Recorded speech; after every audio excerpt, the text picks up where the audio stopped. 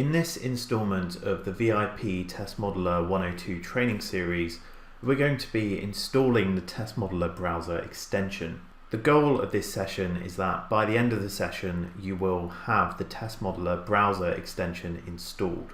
Now, the requirements for the browser extension are that you have a Chrome browser where you can install the extension into.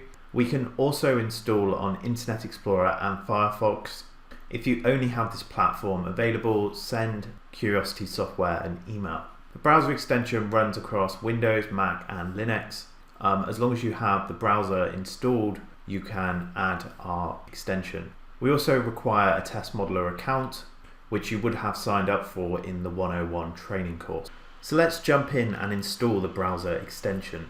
Okay, so we've just logged into Test Modeler here, and to install the extension we can just click on the Create Session button here in the dashboard, and what we'll see is there's a link in here to the Chrome Web Store. If I click through to that, we'll see it opens up the Chrome Web Store to the Test Modeler Cloud Explorer extension. All I need to do is click the Add to Chrome button here, and this will come up with an option letting me know about the different privileges it requires. I can click Add Extension, and this is going to go away in the background and do the installation procedure for me.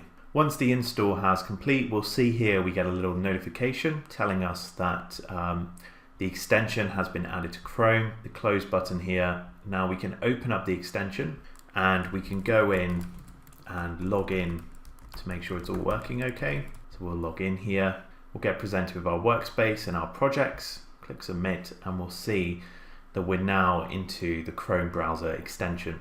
Thanks for watching this video. Any questions, please email james.walker@curiosity.software.